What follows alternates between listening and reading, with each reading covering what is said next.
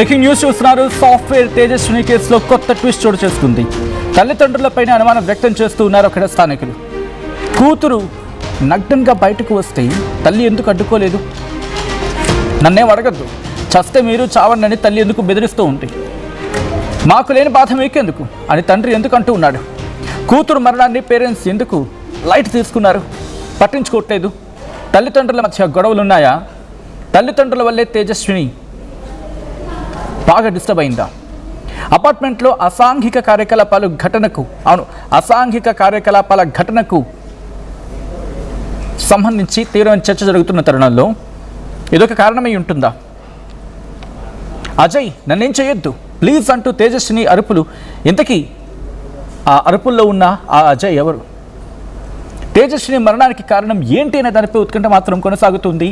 కీలకంగా మారింది Tejaswini post mortem report. Tejaswini post mortem report వచ్చిన తర్వాత దాంట్లో విషయాలు బయటపడే అవకాశం ఉంది. మొదటి నుంచి అనేక అనుమానాలు వింటూ ఉన్నాం, అనేక అనుమానాలు రైజ్ అవుతూ ఉన్నాయి. ఆ అనుమానాలకు చాలా బలంగా ఉన్న అనుమానం మాత్రం ఒకటే, తల్లికి సంబంధించి.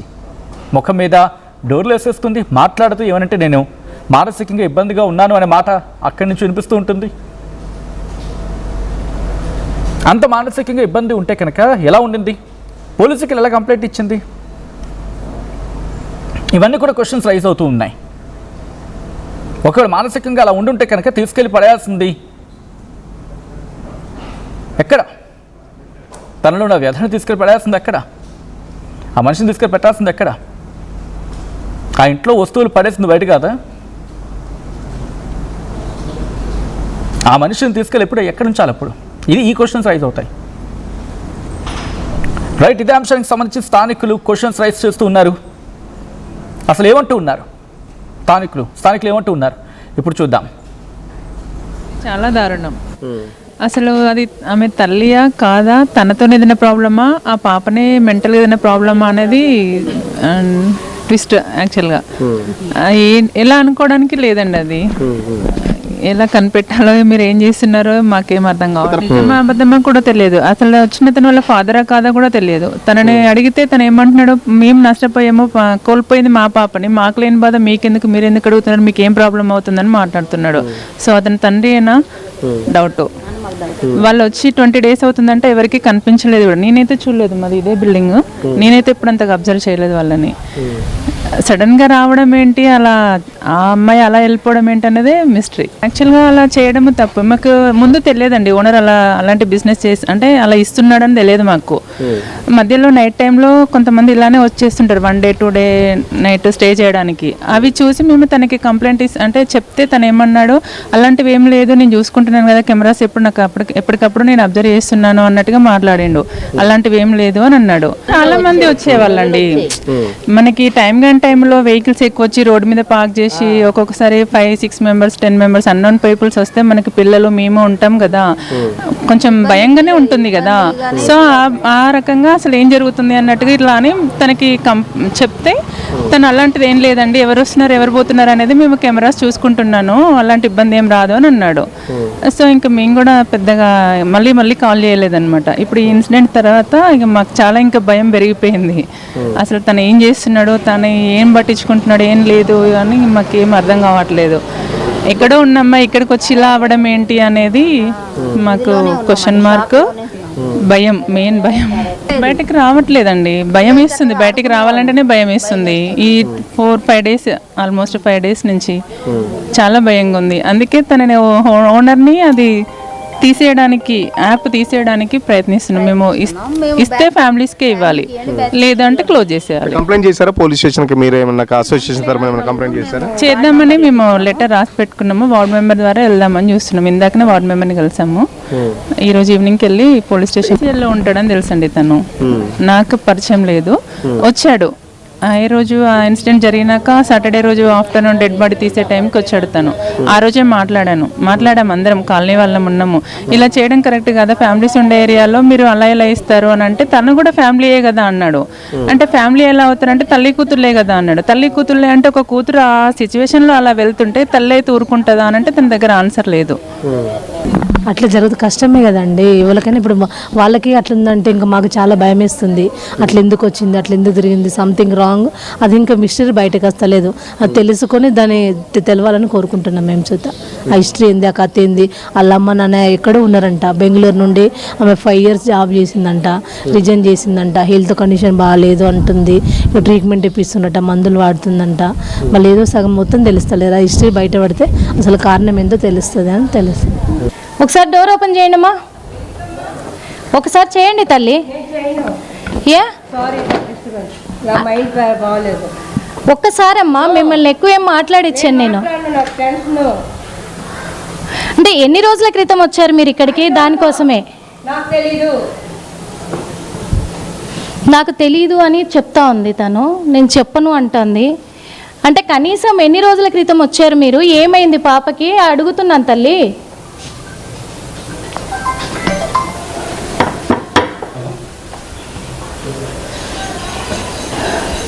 అసలు బయటికి రావట్లేదు, చెప్పట్లేదు, నాకు తెలియదు అంటుంది.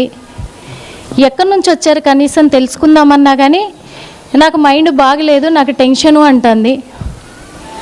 ఏంటి అసలు ఏం జరిగిందనే కోణంలో కూడా తెలియట్లేదు. ఒకసారి అమ్మా, ఒకసారి డోర్ ఒక్కసారి తీయండి తల్లి, మిమ్మల్ని ఏమి ఇబ్బంది పెట్టము.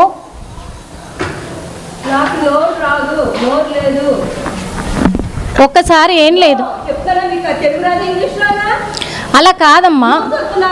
మీరు ఎన్ని రోజుల క్రితం వచ్చారు?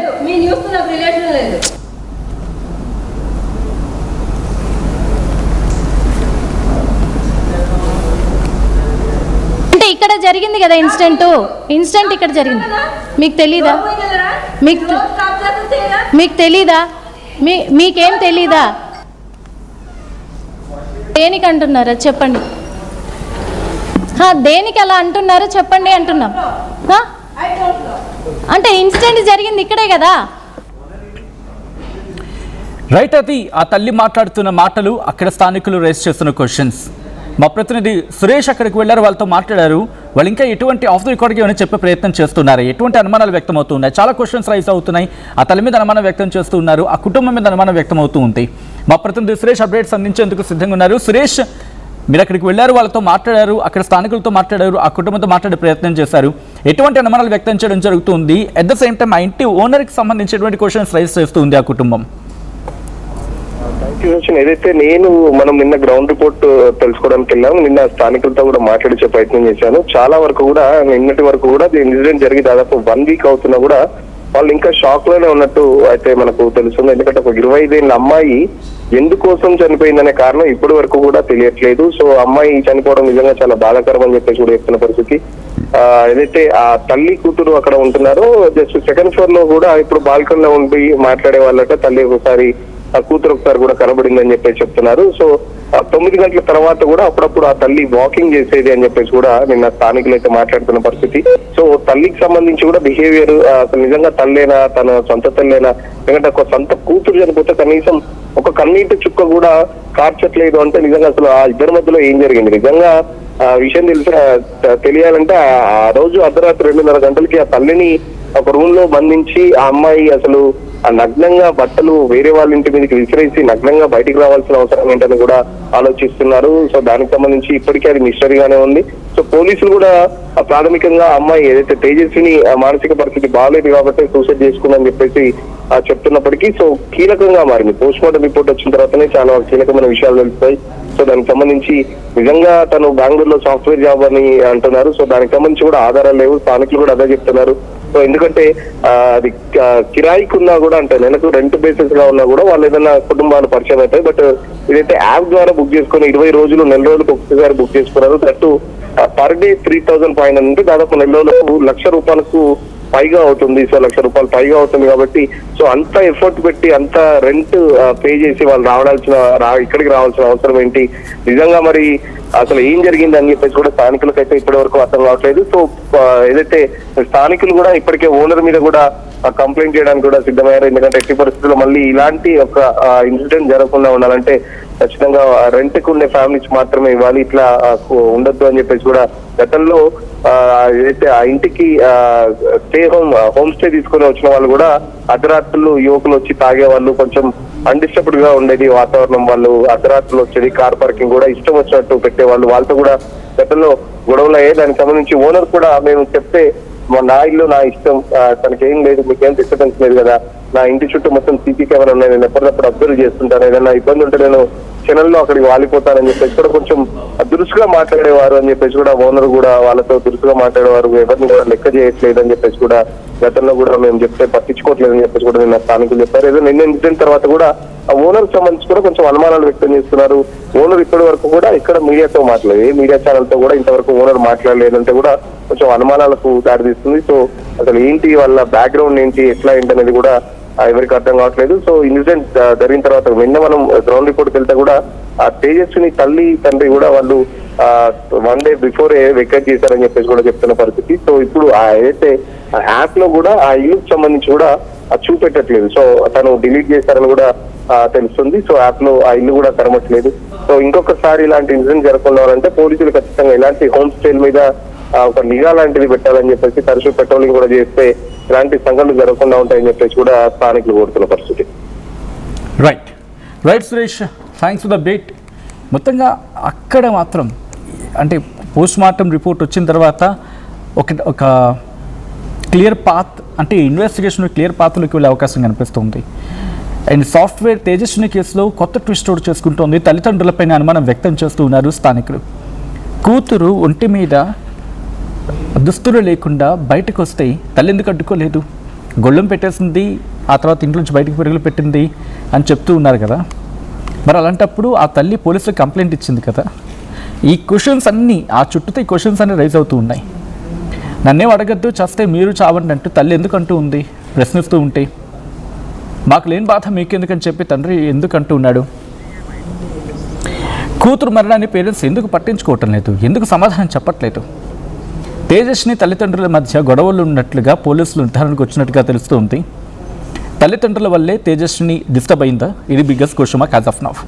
అపార్ట్మెంట్లో అసాంఘిక కార్యకలాపాల ఘటనకు సంబంధించి తీవ్రమైన చర్చ జరుగుతున్న క్రమంలో అదేమైనా కారణమయ్యిందా? అజయ్ నన్ను ఏం చేయొద్దు ప్లీజ్ అంటూ తేజస్విని అరుపులు వినిపించాయంటూ అక్కడ చెప్తున్న సందర్భంలో ఆ అరుపుల్లో వినిపించిన పేరు అజయ్. ఇంతకీ అజయ్ ఎవరు? తేజస్విని మరణానికి కారణం ఏంటి అనే దాని మీద ఇంకా ఉత్కంఠ కొనసాగుతూ ఉంది. కీలకంగా మారింది తేజస్విని పోస్ట్ మార్టం రిపోర్ట్. ఈ క్రమంలో ఇంకా స్థానికులు ఏమంటూ ఉన్నారు, దీంతోపాటు పోలీసులు ఇన్వెస్టిగేషన్ జరుగుతుంది, పోలీసులు ఏమంటూ ఉన్నారు ఇప్పుడు చూద్దాం. ఎయిర్బిఎన్బి అంటున్నారు అండ్ 1 lakh దాకా పే చేసిందని అంటున్నారు. 1 lakh దాకా పే చేసిందని అంటున్నారు. ఇట్లా ఈ రూమ్స్ ఇలా తీసుకుంటే అలా ఏమన్నా అంటే దీనికి ఎట్లా సపోర్ట్ చేస్తారు, అసలు దీని మీద ఎట్లా ఖండిస్తారు?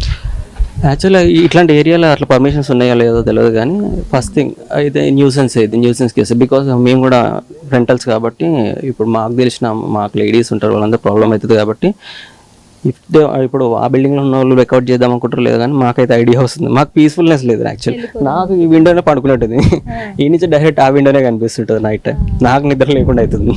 అట్లా భయం ఉంటుంది నైట్ టైం. ఇక్కడ కుక్కల అరుపులు ఎక్కువ ఉంటాయి. ఇక్కడ ఒక మహిళ అలా నగ్నంగా పరుగులు తీసింది, డోర్లు కొట్టింది అంటే ఎవరికైనా అది భయం అంతే, చాలా భయం అనిపిస్తుంది. మొత్తం ఇప్పుడు నార్మల్ వాకింగ్ వెళ్తుండే నైట్ టైం, ఇప్పుడు తినంగానే వాకింగ్, ఇప్పుడు అది కూడా లేదు. ఇక్కడ అస్సలు లేదు, ఛాన్స్ లేదు. అక్కడికి వెళ్దామంటే ఎవడేమవుతుందా ఏందా అన్నట్టుంది. ఇప్పుడు అయ్యో కొన్ని డేస్ అట్లా ఉంటుందేమో. కానీ మార్నింగ్ తెలియగానే 8:30కి మేడం మా పాపకి రెడీ చేస్తున్నా నేను.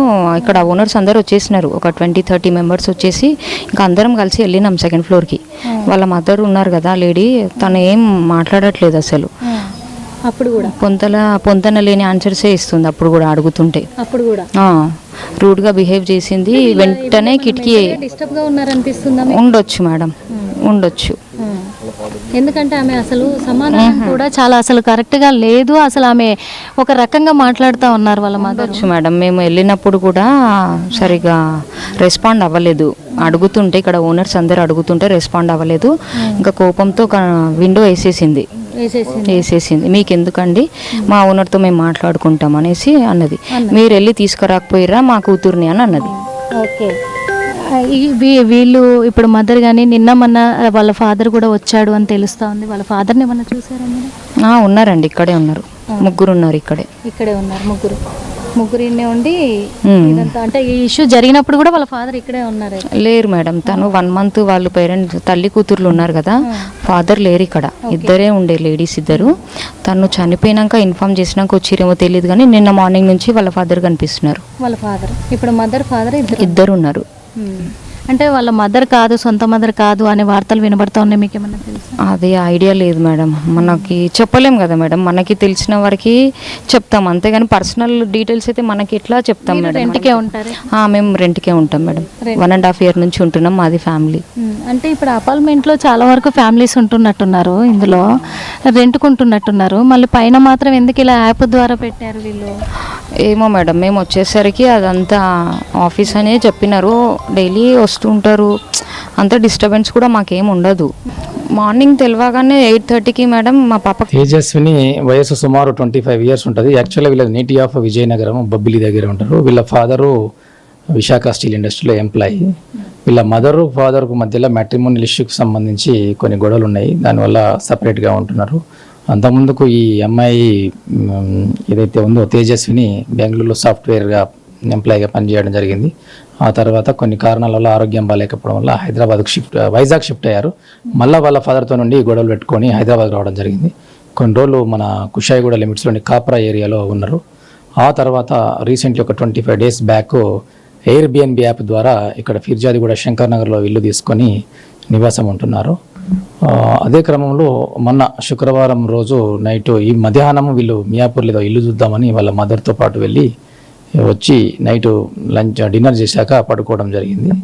వాళ్ళ మదర్ ఒక బెడ్రూమ్లో, ఆమె ఒక బెడ్రూమ్లో పడుకుంది. తర్వాత ఆ మదర్ బెడ్రూమ్ డోర్ పెట్టేసి ఈమె బయటికి రావడం జరిగింది. అయితే మేము విచారిస్తే ఏంటంటే ఈమెకు యాక్చువల్గా ఫోబియా ఉంది. అంటే అన్ఎక్స్పెక్టెడ్గా యాక్సిడెంటల్గా భయానికి లోన్ అవుతుంటుంది. మెంటల్ ట్రామాలో ఉండి కిందికి రావడం జరిగింది. కిందికి వచ్చి కింద బ్యాచిలర్స్ రూమ్లోకి వెళ్ళడం జరిగింది. వాళ్ళు భయపడి పరిగెత్తడం జరిగింది.